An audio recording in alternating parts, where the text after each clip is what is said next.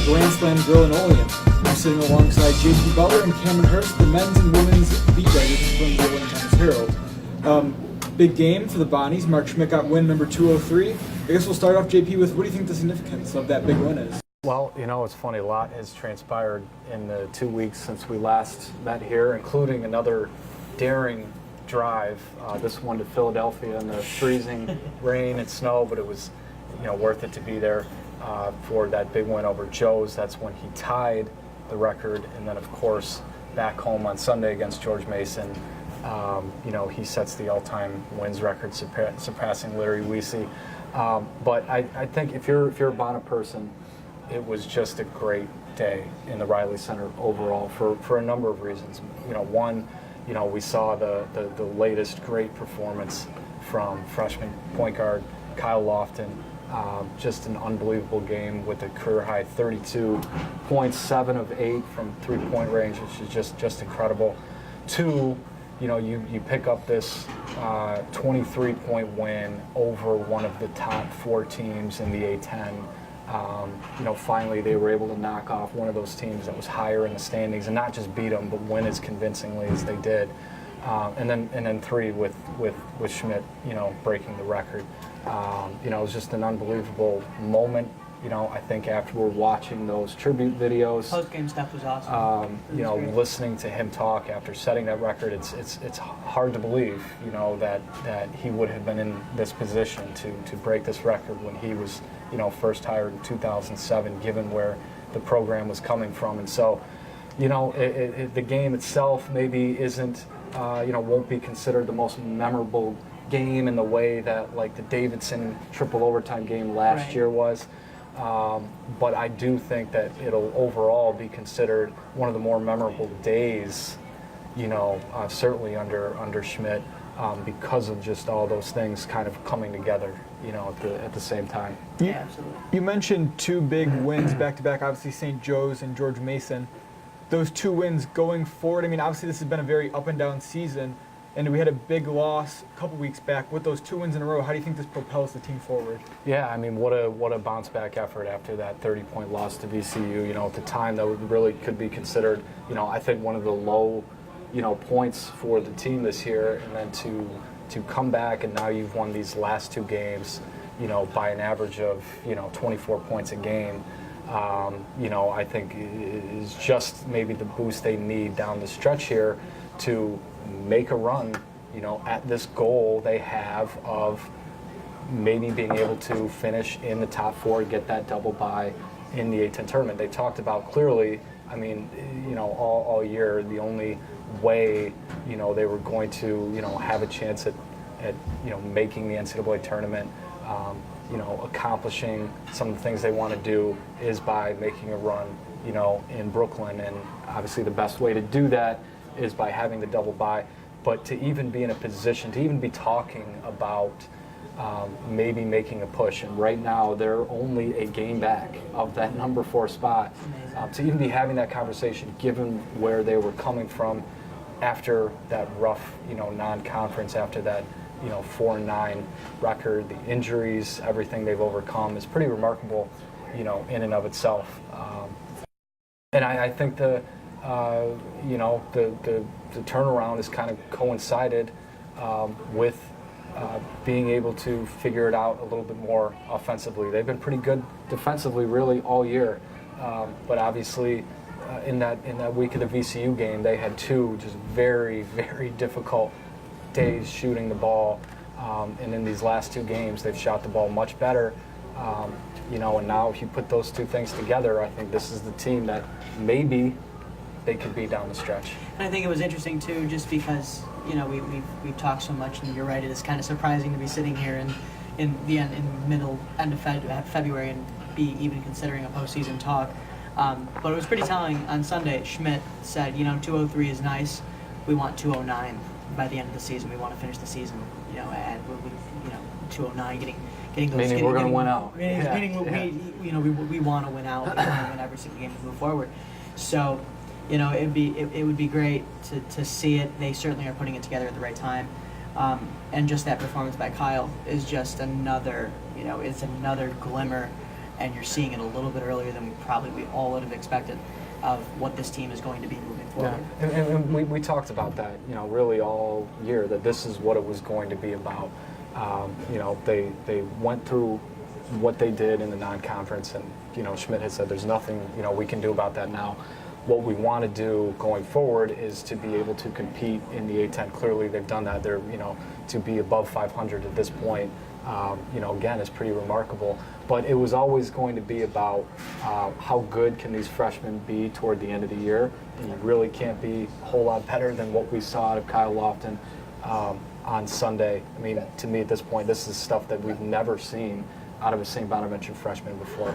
Probably the single greatest performance in history of the program. We haven't been able to find anything. In my memory, right. Certainly, and just going back to look, as a freshman scored over 30 in a game before. I mean, it was just remarkable, and where the freshmen were going to be, and Oshun, this guy that maybe isn't scoring that much, but is impacting the game in such a profound way, defensively, grabbing, all these rebounds and blocking shots and altering shots and taking some very capable big guys completely out of games. He did so with Reuter, George Mason Sunday.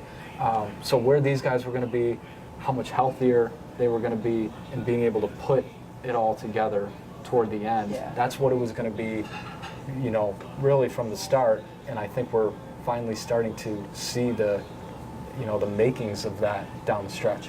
Cameron, on the women's side of the ball, obviously 3 close losses where in the middle of the game you thought this team has a chance to pull it out, but couldn't get the victory in any of them. It's turning out to be another rough season, I think, for the women's team, even though there is some glimpses where they look good. A home bye or a home game in the A10 probably isn't looking as likely now. Things are looking rough. No, not as likely as it probably would have been had they gotten at least one of those wins. When they played VCU, VCU far and away is the best team in this conference. Having seen them, Fordham, how they performed against Davidson, another top team in the conference. If they would have gotten that win, it probably would have been, easily Jesse Fleming's best conference win in his career. But if you get that win, now you're a little bit closer to, everybody was saying that the minimum is 7 wins. Standing at 4-8, you've got Rhodey, George Washington LaSalle, and Duquesne. Duquesne you've already lost to. You could probably get, they could win against Rhodey on Thursday. GW is another team that's been up and down throughout the year. That's going to be a little bit harder, and you're on the road. And then you've got LaSalle as your final game, at the Rally Center on a night where you're going to have a doubleheader. So you probably get a pretty solid crowd. But it has been a tough season, and from Fleming's end of it, he's very pleased with where the team's at. They are starting to be defensively where he's been striving to get them to since he took the job a couple years ago.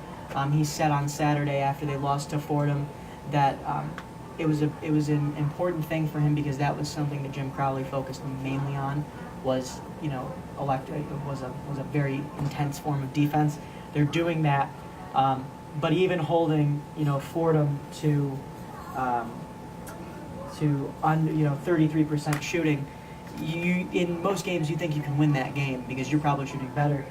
They shot 34%. They couldn't win. They couldn't pull it out. It's just a matter of it's a young team. They've got to figure out how to finish games. They're learning slowly to do so. And it's just a matter of they're going to take these hits right now, and hopefully, the long-term play is that it'll help them in the long run.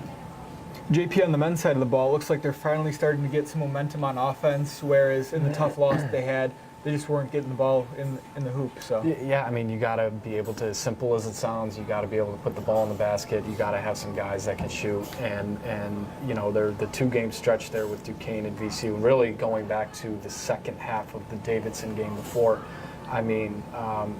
Those were as profound of struggles offensively as you're going to see.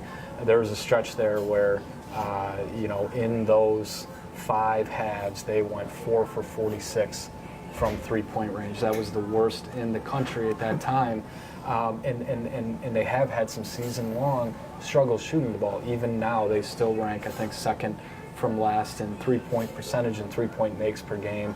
It certainly, hasn't been their forte. They've hung their hat on being able to defend. They've won some games that way. But in these last two games, I think the two big keys are, one, they've gotten off to a great start in both of them. And they've done that by getting some shots to go down early and turning the other team over. Now you're getting some easy baskets in transition. You're getting that momentum. As Schmidt talked about in the Mason post game, you see some shots go down early. Now you're feeling better about yourself. Now the hoop looks bigger. Now you're more relaxed, and that's going to give you more energy on the defensive end. That's going to just have you feeling more confident, as you go. And they've shot the ball. So, we said 4 for 46 in those previous 5 halves, but in these last 2 games, they're actually now 19 of 38 from three-point range. Now they're shooting 50% from three-point range. A lot of that was, Kyle obviously shooting the ball the way he did. And Schmidt said afterward too, you knew the very first basket of the game was Kyle banking in that three-pointer, which how often do you see something like that? And you just kind of felt like, okay, maybe this is going to be their day. And it kind of was from the very get-go. They get off to a 16-0 start. Before the first media timeout, I think Kyle had at least 3 of his three-pointers in that stretch. And so they are starting to, turn it around offensively a little bit. It's going to have to be continuing to shoot the ball. It's going to have to be getting some stuff in transition, which they've always been able to do, under Schmidt, to get those easy baskets. And now that is the question. If they're going to, and Dave Paulson, the George Mason coach, said this after the game, if you've got a team that runs a lot of good offense, but if they're going to make those shots and remain as engaged as they are defensively, which they really always have been, if you put those two things together, this is a team that could be pretty good down the stretch. This is a team that other A10 groups probably aren't going to want to see in Brooklyn, if they can keep that up. Yeah, for sure. Cameron, to be quite blunt, I guess, back-to-back-to-back seasons of around 8-9 wins, do you think Jesse Fleming might be on the hot seat, depending how the season goes? I wouldn't go as far as to say that just yet. I don't think, I think he's got, you got to consider that this is his third year. After this year, McKenna Maycock will have graduated, and next year, McKenna was recruited by Jim Crowley. Next year will be the first year where he's had, from top to bottom, his entire recruiting, an entire recruiting cycle of girls. It's hard to say that. Jesse puts a lot of time and effort and passion into this program because it fostered him and it made him who he has become. I wouldn't say that it's just a matter of building his own team, and I think he's finally doing that. Plus, I think you see the hope of Deja Francis and Ajahnay Johnson, and you get another year out of Deja Logan. They're going to be, I believe, a lot better next year, and the recruits that he's bringing in are going to fill such key role player areas, and one of them comes from the city, another New York City connection girl, who was a national champion at a Division III JUCO. So she's going to be a very integral piece of this team, and right away in her last 2 years of eligibility. So it's just a matter of getting his program going, and I think he's just about there. This is certainly, he's been very vocal about it in the past week. This is the best that, even though that they've lost, even though that these losses have been close, they have battled these teams until the fourth quarter the entire way through. Even though they've lost, this is the best that any team in his 3 years has played. And this is absolutely probably the most talented team he's had in 3 years. So I would certainly not think that that's going to be the case yet. And to me, again, it's like what's it about? What's it really about? And you've got Johnson and Francis in their second year next year with a class that he seems to be pretty excited about. Yeah. That's the group that, okay, let's see what they Exactly. can do. Exactly, and that, I mean, next year really is going to be the barometer as to okay, the pieces that he's putting in place. How will they be? You're going to have a third year out of Emily Calabrese, who this year has struggled, but is finally starting to put it together. She's going to be a huge part. I mean, she's come up with some big shots at big points, and she's going to be is continuing to develop as a presence on the inside. You'll get one more year out of Bree Paulson, who can be a very lethal 3-point shooter. And Deja Logan, another year, as I mentioned, another year out of her. She is the barometer of that team. She is the passion, the energy of that team. And so to have that type of leadership, certainly it's tough because McKenna Maycock is so talented, and for her to have her freshman year going to the NCAA tournament, advancing, and then for the next year in the next 3 years to subsequently be in the middle to bottom of the Atlantic 10 is tough. But I think history will show that she has played an important role in the development of Jesse's of the culture Jesse's brought into this team, and it'll be interesting to see moving forward how they do. But I don't know if that's the case right now. For both of you guys on the men's side of the ball, we mentioned earlier that they are favored to win the majority of the regular season games left. Seeding-wise, do you think that they could get a double bye?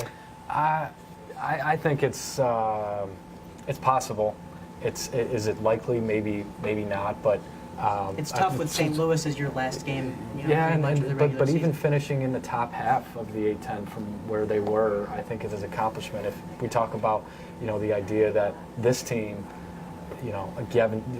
given what we saw going back to the Cayman Islands, and I know they're a completely different team from what we saw, but to say that, okay, they're going to still finish in the top half of the A-10 and win double-digit games for, I think this would be the fourth or fifth straight year now, would be certainly something to build on, not only going into Brooklyn, but going into next season. And you're right. I mean, whatever you would have wanted to consider as their most difficult stretch of the A-10, they're behind that now. They've played 5 games against the top 4 teams already. They've had some, tough road games in there.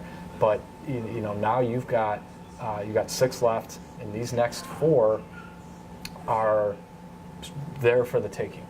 You've got 2 at home against middling A-10 teams in LaSalle tomorrow and Duquesne, and you've got 2 on the road against kind of bottom tier teams in Fordham and George Washington. So you've got a 2-game, you got a win streak where you've blown out the 2 teams by an average of 24 points a game.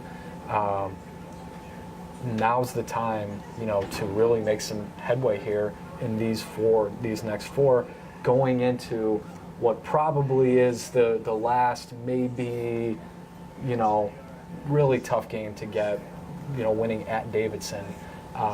But you've got some time in that stretch to make a push for it. Now, the thing that'll, also be a factor is the fact that they maybe won't have the tiebreakers with some of these teams. They're a game back of Dayton right now for number 4, but Dayton obviously has the tiebreaker with the head-to-head win, so really it's 2. But everything they hope to still accomplish is in front of them at this point, and that's going to be just sort of their, inspiration, down in these last 24 days, I think, until Selection Sunday. Well, I think record-wise, their record doesn't truly indicate how good of a team this is. If you look at, they have a couple overtime losses and a couple other close losses. So really, I mean, if you win the double overtime game, you win some of these games, you're in a much different situation, I think. Yeah, absolutely. And every team can maybe point to those kinds of things, in every season, but it really is the case this year that they're that close to maybe being what fans had envisioned. I've said this before, but from the very get-go, like if they hadn't had the injuries and those kinds of things, they would be actually pretty close to what we thought they'd be. If you make a few more plays at the end of the Davidson and Dayton games, specifically, that yeah, all of a sudden you're, you know, Right back in it. You're right back in that you're conversation. maybe in that top 4 right now. But you know, just the idea that they've still given themselves a chance, that they're playing better. You know, Schmidt likes to say no team stays the same. Either you get better or you get worse. And clearly they're getting better, and they're peaking at the right time. They need to continue to you know, be able to shoot it with some consistency and be somewhat consistent, you know, on offense. But you know, they've given themselves something to play for. Yeah. That was his last comment in the post game on Sunday. They've given themselves something to play for. You try to get the best seed you can going into Brooklyn, and then, as Schmidt said, then you hope for some magic, and we'll see what happens. Cameron, I guess, what do you think it would be realistic for seeding for the women's team? Well, you know, right now you know, you've got Rhode Island on Thursday, senior night for McKenna. Very realistic that they can win that game. That'll give them 2 wins over Rhodey, but you know, Rhode Island and LaSalle, you know, 2 of the teams that they're due to play against are below them in the standings. You know, it looks like they will be traveling for that first round of the Atlantic 10 tournament before you get into Pittsburgh for the quarterfinals and whatnot. You know, it'll be tough to say because there are so many ties. I mean, you got George Mason, UMass, and George Washington all tied at 5 and 7. You know, you got you know, at the top of the league. At the top of the league, I mean, your top 4, it's looking like it's starting to even out. VCU has incredibly separated themselves, as much like on the men's side, as the best team in the conference. Fordham, the way that they play, the way that they continue to play, and defensively how they play, you know, they probably are number 2. But you know, they've lost to everybody pretty much above them except for UMass and the 2 wins that they've had over George Mason. So there's a lot of tiebreakers there, you know, especially with a big loss against St. Joe's. You know, St. Joe's beat people at Bona Beat, and it's just, it's very crazy. I'm not sure. It's hard to say where they'll finish right now, but I know, you know, Fleming's goal has been, you know, we want to host, you know, that home round. You know, with time seemingly running out, it's going to be tough to get that done. Unless they steal, you know, a win against Duquesne on the last game of the regular season. Well, I think I'd like to thank you all for joining us for our 3rd edition of the Bona Beat. This has been a product of the Jandoli School of Communications. I'm Carl Mickey alongside JP Butler, Cameron Hurst, and I'd like to thank you for joining us.